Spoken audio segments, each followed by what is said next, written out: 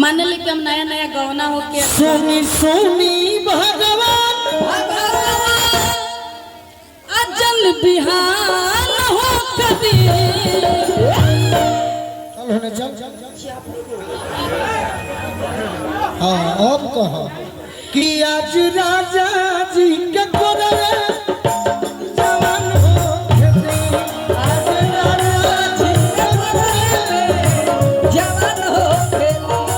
आधा पहिला मिलनवा मिलल सजने के साजनवा पहिला मिलनवा मिलल सजने के साजनवा हम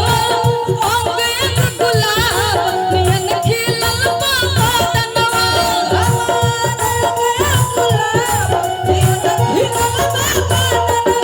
सुन सुनी भगवान जन बिहान हो कदी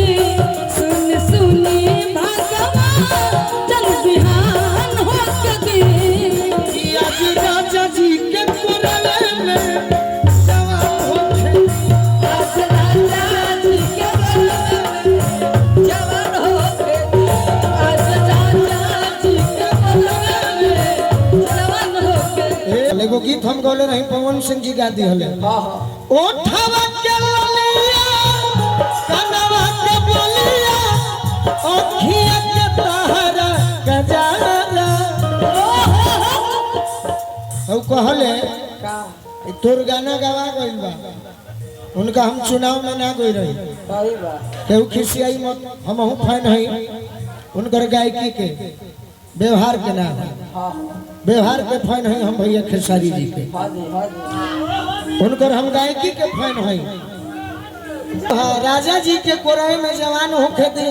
ये हमारे बाबूजी के गाँव रहे राकेश मिश्रा जी गौलम बहुत कलाकार लोग गौले रहे तारा कहे नहीं खे तो मन करते तरह के गाड़ी दी ले अइला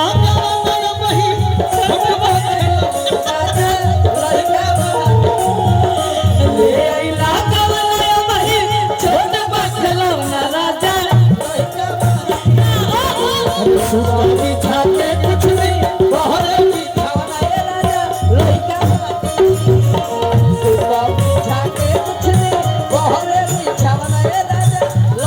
आज राजा जी के बगल में जवान हो कदी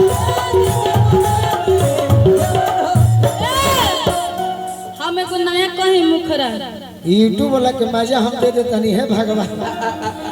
गावना करा के लैला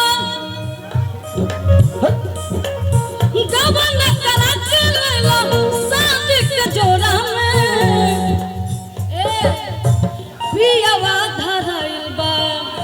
का धराई हां गोलू जी धराइल बा सवतिया के कोरा में पियावा धराइल बा सवतिया के कोरा में रह रह रह रह पगली तोर पियावा 100 दिन के कोरा में धराई बा रउआ धराइल है आज हम धरा सकतनी बाकी एगो उस समय याद करो कि जब बियाह कइलू ती हो बतिया कहले हो खबनु फोनवा पर कौन गलती कइनी पहिला भेंट में कौन गलती कइनी पहिला भेंट में राजा जी दर्द हो पेट में राजा जी आज राजा जी के कोरे आज राजा जी के कोरे में जवान हो कदी बड़ी दुख होला हो दीदी हां बाकी तू कहवा दे अब भाई यूट्यूब वाला भाई केहू बलिया से आइल बा केहू आरा से आइल बा का करी सच्चा आदमी होई कहाँ जाला राजा जी के ओठवा में ओठ जब साटी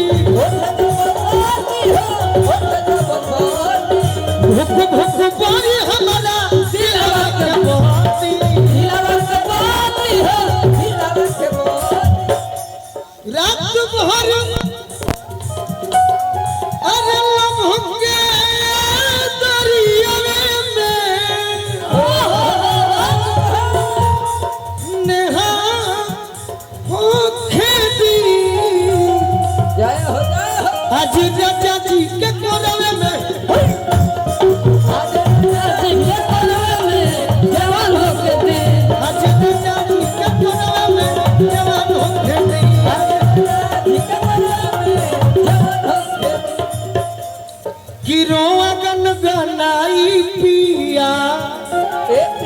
कोरा जब